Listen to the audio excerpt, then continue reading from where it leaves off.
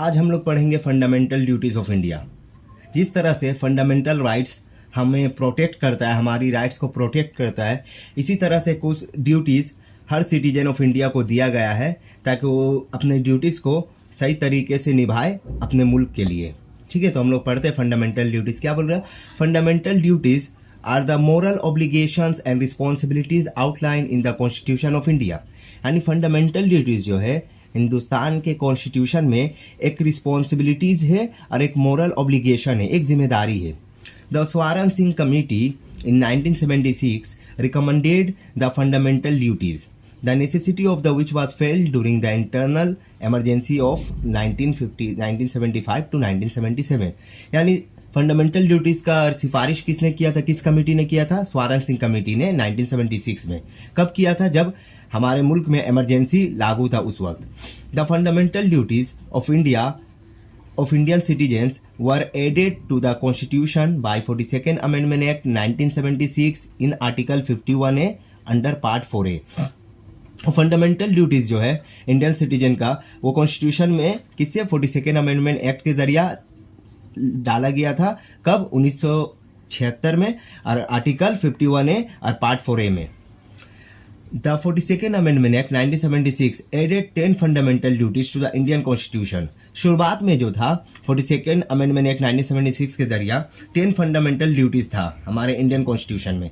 But the 86th Amendment Act 2002 later added the 11th fundamental duties to the list। लेकिन 2002 में क्या हुआ? 86th amendment के जरिया और एक ड्यूटीज को बढ़ा दिया गया, तो टोटल कितना हो गया? 11 फंडामेंटल ड्यूटीज। ठीक है, तो अब हम लोग पढ़ते हैं पूरा 11 फंडामेंटल ड्यूटीज को। The list of 11 fundamental duties under article 51A to be obeyed by the every Indian citizen is given below. तो जो 11 फंडामेंटल ड्यूटीज है सारे इंडियन सिटीजन को इसे मानना होगा। ठीक है, तो हम लोग पढ़ते हैं। पहला क्या है? Abide by the Indian constitution and respect it's ideas and institutions and the national flag and national anthem. यानी हर इंडियन सिटीजन को इंडियन कॉन्स्टिट्यूशन का रिस्पेक्ट करने होगा, उसके इंस्टीट्यूशन का रिस्पेक्ट करने होगा और इंडियन फ्लैग का रिस्पेक्ट करने होगा और नेशनल एंथम का रिस्पेक्ट करना होगा। बी नंबर क्या है? Cherish and follow the noble ideas that inspired the national struggle for freedom. यानी हमारे मुल्क की आज़ादी के लिए जिन आइडिया ने, जिस सोच ने अहम रोल अदा किया, उसे हमें पसंद करना चाहिए और उसकी रिस्पेक्ट करनी चाहिए। सी नंबर में बताया जा रहा, uphold and protect the sovereignty, unity and integrity of India. यानी हमें अपने मुल्क के सॉवरेंटी, इंटीग्रिटी और यूनिटी को कायम रखना है, उसको प्रोटेक्ट करना है। डी नंबर में defend the country and render national service when call upon two do so. हमें अपने मुल्क का डिफेंड करना है, हिफाजत करना है। जब मुल्क की हमें ज़रूरत पड़े, जब मुल्क को हमारी ज़रूरत पड़े तो हमें जाना होगा। इन नंबर में क्या बताया जा रहा? Promote harmony and the spirit of the common brotherhood amongst all the people of India transcending religion, linguistic and regional और सेक्शनल डाइवर्सिटीज। यानी हमें अपने मुल्क में, हिंदुस्तान में आपस में भाईचारगी को कायम रखना है बगैर किसी के ज़ात, जुबान, इलाका और डाइवर्सिटी को देखते हुए।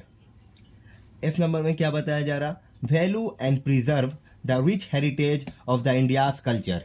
यानी हमें प्रिजर्व रखना है इंडियाज के, मतलब रिच हेरिटेज को हम लोग को प्रोटेक्ट करना है हिंदुस्तान का। रिच हेरिटेज कौन सा होता है?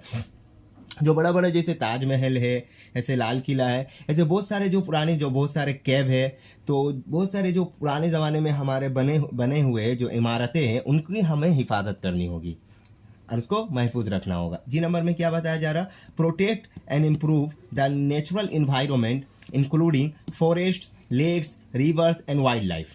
क्या बताया जा रहा? कि हमें नेचुरल इन्वायरमेंट को, मतलब कुदरती माहौल को जो नेचर ने बनाया उसकी हिफाजत करने होगा। जिस तरह से फॉरेस्ट है, जंगल है, लेक्स है, झील है, रिवर्स है, दरिया और वाइल्ड लाइफ मतलब जंगली जिंदगी, इन सबको क्या है हमें हिफाजत करना होगा। जो जंगल में रहते हैं उन लोग को भी हिफाजत करना होगा। एक नंबर में बताया जा रहा, develop scientific temper, humanism and a spirit of inquiry and a reform. मतलब हमें साइंस को आगे बढ़ाना होगा। यानी जो पुराने ज़माने की जो सोच है और अभी की जो ट्रेंडिंग है, जो मॉडर्न ज़माना है, इस हिसाब से हमें सोचना होगा और हमें और आगे इंक्वायरी करना होगा और अपना रिसर्च को बढ़ाना होगा। आई नंबर में क्या बताया जा रहा है? Safe guard public property and avoid violence. यानी सरकारी जो भी प्रॉपर्टी है उसको हमें बचा के रखना है और वायलेंस, झगड़ा, लड़ाई नहीं करना है। जे नंबर में क्या बताया जाए, strive towards excellence in all spheres of individual and collective activity to make the national rise to higher level of the achievements. यानी हमें मेहनत करनी है, हमें अपने मुल्क का नाम को रोशन करना है। जिस तरह से आज हमारे इंडियन खिलाड़ी, चाहे वो इंडिविजुअल हो, जिस तरह से हम लोग देखे ओलंपिक में हमारे बहुत सारे खिलाड़ी, नीरज चोपड़ा इन्होंने गोल्ड मेडल लाया, इंडियन खिलाड़ी जो है वो पूरा ग्रुप के साथ मतलब वर्ल्ड कप लाते हैं। तो इस तरह से हमें इंडिविजुअल या ग्रुप बनाकर अपने मुल्क का नाम को रोशन करना है और आगे बढ़ाना है। के नंबर पे क्या बताया जा रहा है, provide opportunities for education to children between 6 and 14 years.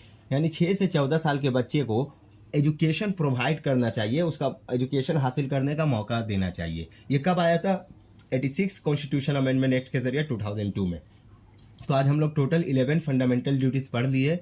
उम्मीद करते हैं कि आप लोग को अच्छा लगा होगा ये वीडियो। अगर अच्छा लगा होगा तो आप लाइक, शेयर और सब्सक्राइब कीजिए। Thank you.